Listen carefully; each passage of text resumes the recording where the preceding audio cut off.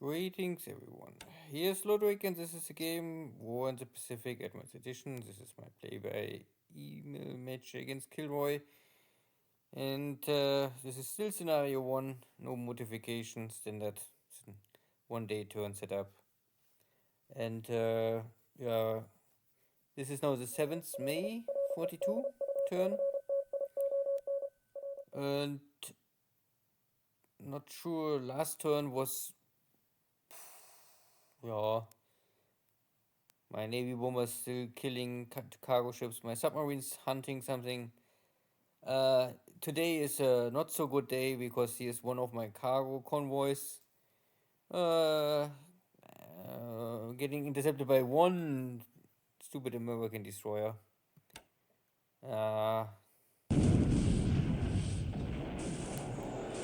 Luckily it's night and only get here 3 shell hits on one of my cargo ships, so well, yeah, okay. Could be more worse.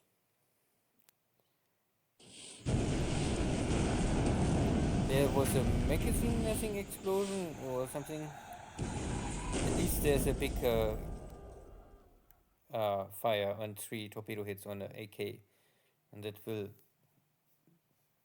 even if it's only 1 hex away from Colombo port, 1 hex is too far. Even if it's the same hex, I think this will not survive. The American submarines attacking me here at Iwo Jima, but Mark 14s, not so successful.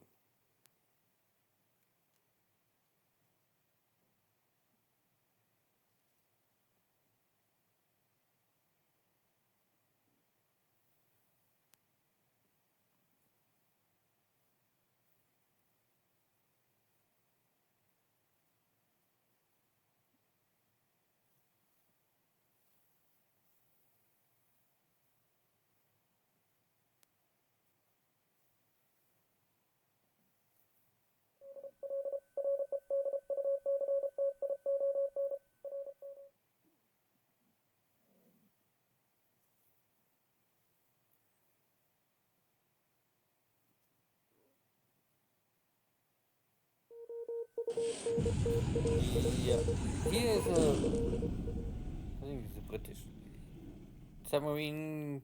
Find one of my cargo ships going out of the Philippines.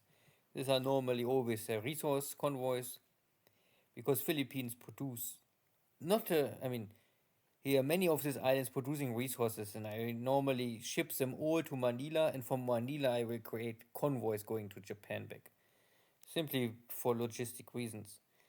And yeah, one of my cargo ships getting here killed.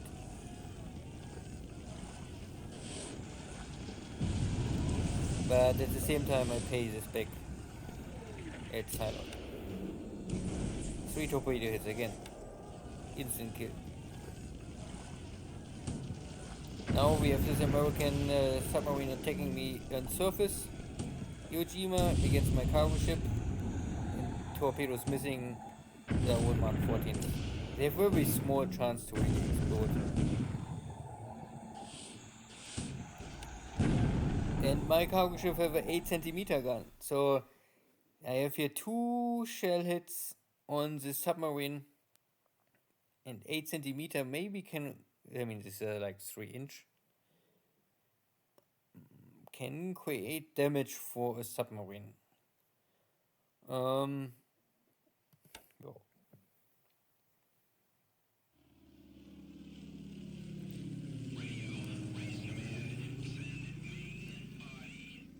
I mean, the American commander must be very desperate and over-aggressive. I mean, this is normally over-aggressive. If you attack a cargo ship and the cargo ship have a deck gun, and not only MGs or something like this, then it's simply too risky for normally a submarine to engage this kind of battle. Good, now I throw all my airstrike power on this Chinese forces coming from behind, because I don't have, I try already to bring in forces in this location, but it always need time. All my forces are busy. I have no really backup forces left.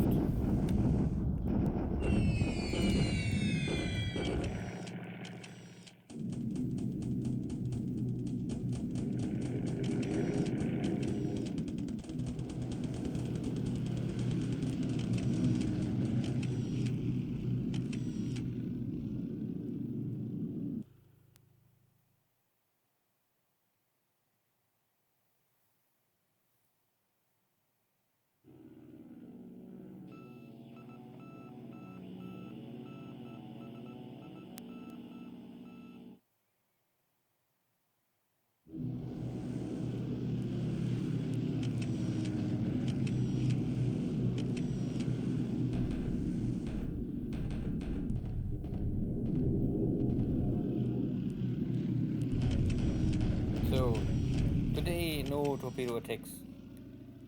Nothing from the air. Very simple. Very short.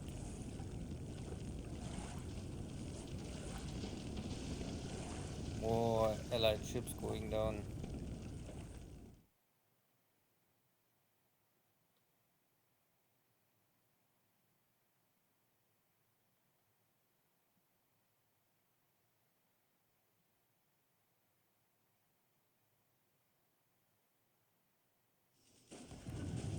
And this is Chinese base forces. They don't escape last turn. They surrender now. Finally.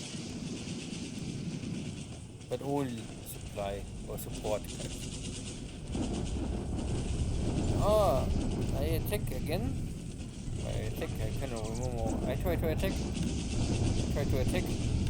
I blow up the next fort. But the defense is too strong. No. Yeah, this was a costly attack. I'm not so sure. Maybe this was a wrong button tick from my side. Maybe I was not. Maybe I won't make a bombardment to test the water, but not attack. It doesn't matter. It was a failed attack for sure. And here I try to push back. You can see that here are more or less like 2 Chinese good cores and 2 broken Chinese cores. And I can push them immediately back into the mountains. They had a lot of air bombardment, so they was maybe high on fatigue. I have here mainly only disabled units, and the Chinese are broken, destroyed. And here I test the water correctly, and I can see that here are some British, but also Australian division, cavalry division is here. Not very strong, but they are a block force. This is some bombardment. And KilRoy attacked me here at the border to Vietnam.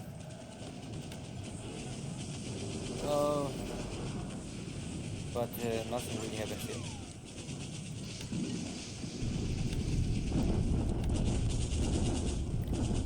And this is, you can see, this corps is more or less a very fresh, well-trained corps. I think the Chinese corps, they can go up to, I don't know, 720 something.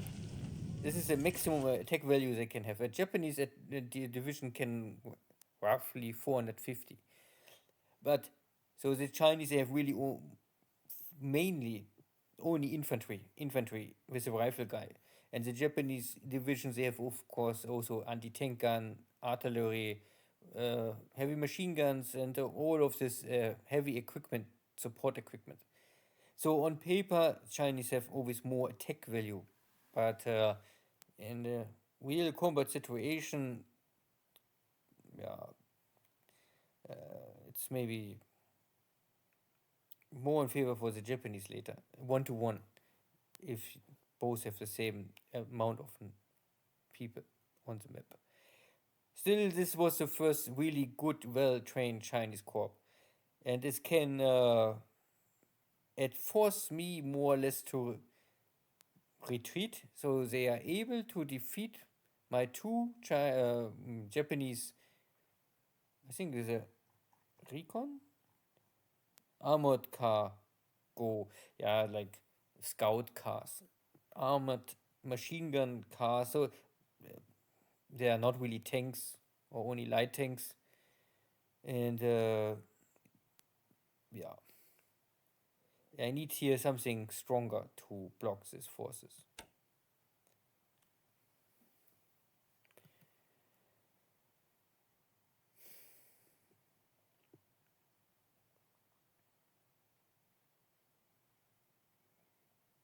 Still, most of the combats was a success for me.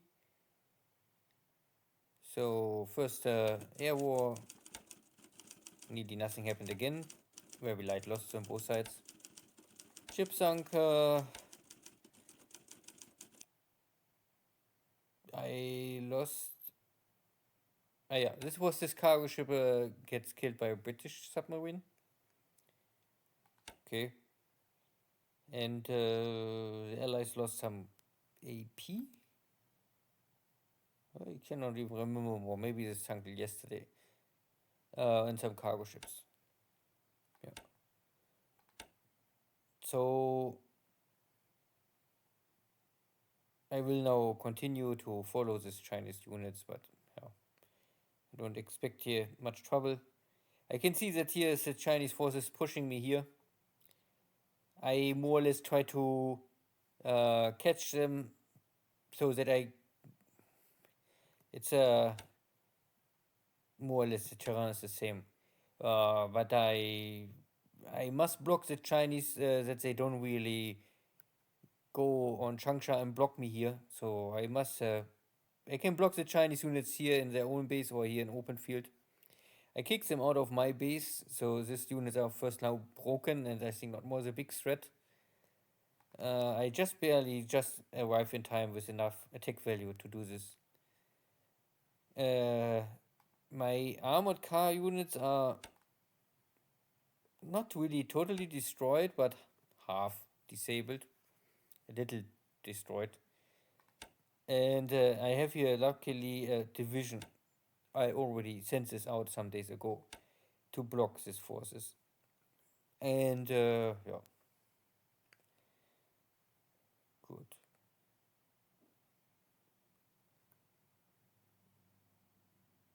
Yeah, I still try to open the road to Burma. The carriers are slowly engaging in the direction cruising to Ceylon.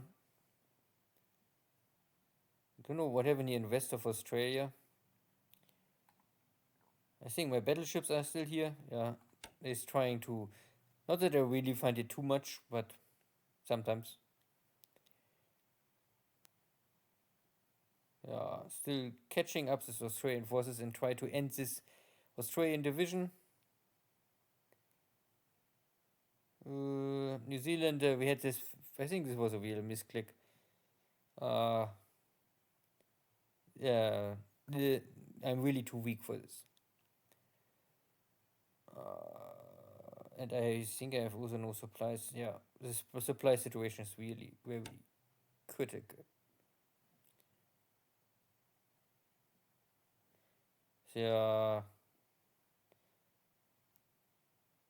the sea looks now empty. I'm not more sure if maybe KilRoy have first wait to send additional ships, and maybe he want his carrier first ready for operation, because if we don't have air cover, it makes no sense. Anything, even battleships have no chance if I have here 10, 20 torpedo bombers coming. We need air cover. This will give me more time to create my new air fleet. Oh yeah, you can see. This is my two new carriers, and I don't know more. Where's my other carriers? Ah, here. Because one comes of Tokyo or Yokohama, and the other one from Kobe. So I have now here more or less two fleet carriers and two support carriers. This is a more or less fighter wing and a little dive bomber, but still 30 airplanes. Uh, so this air wing or this carrier can bring in roughly 90 aircraft. So this is like one American aircraft carrier, and this is 130. So it's roughly 2.5 American carrier power. So I can fight with two American fleet carriers, and I can maybe defend against three. But this is tough already. Good. Thank you. See you next time. Take care. Bye bye.